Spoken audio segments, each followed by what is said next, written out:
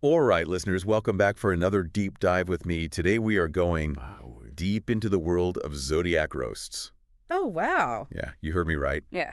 Roast like the kind that leave you, Yeah. kind of laughing at yourself and a Yeah. little self-conscious maybe. Yeah. We've got some pretty interesting source material that calls itself the ultimate Zodiac roast, and I'm really curious to get your take on this whole thing. Okay. So when you hear Zodiac roast, what's the first thing that kind of pops in your head? Well, I think what's really fascinating is how these roasts can be both funny and insightful at the same time. Uh-huh. You know, they kind of tap into these like commonly held beliefs about each sign. Right. But the humor comes from that recognition, like that little voice in your head. It's like, yeah, okay, they got me there. Yeah, it's like they're holding up a funhouse mirror to our astrological self. Oh, exactly. Yeah. We're laughing, but there's a kernel of truth in there somewhere. Yeah. So what do you think makes these stereotypes stick? Why do we find them so relatable even if we don't really want to admit it?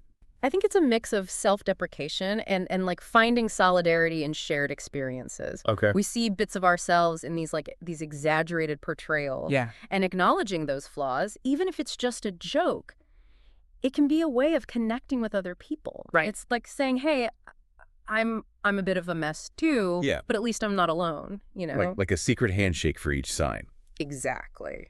But I have to ask, isn't there a risk that these roasts reinforce these negative stereotypes? Yeah. Like, could they actually contribute to harmful biases or misconceptions about certain signs? That's a valid concern for sure. Yeah. Humor can be really powerful for connection, like we were saying. Mm-hmm. But it can also perpetuate harmful ideas. It's important to be mindful of where the line is between playful teasing and reinforcing negative perceptions. Yeah. It's about intent and awareness.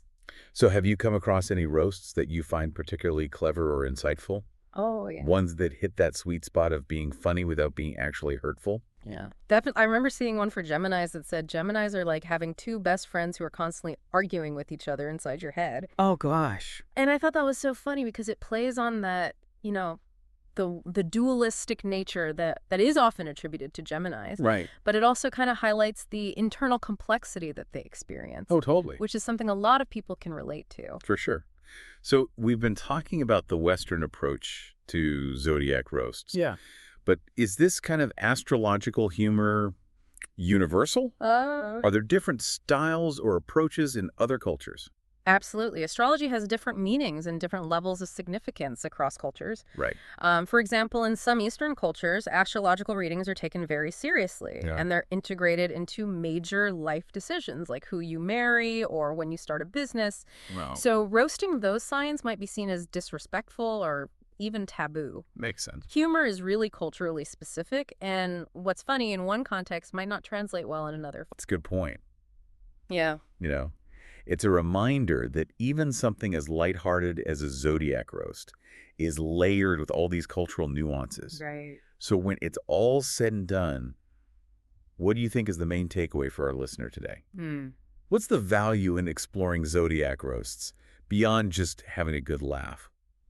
I think it encourages self-awareness and understanding. Okay. By looking at these exaggerated portrayals, we can get some insights into our own strengths and weaknesses, as well as how other people might perceive us. Right. And of course, a little laughter never hurts. So true. It's like a cosmic mirror showing us the light and the shadow sides of ourselves and our astrological friends. I like that. And on that note, I have a final thought for you. We've talked about the roasts, but what about the flip side? Oh. If there are these ultimate roasts, could there also be like ultimate compliments based on each sign's positive traits?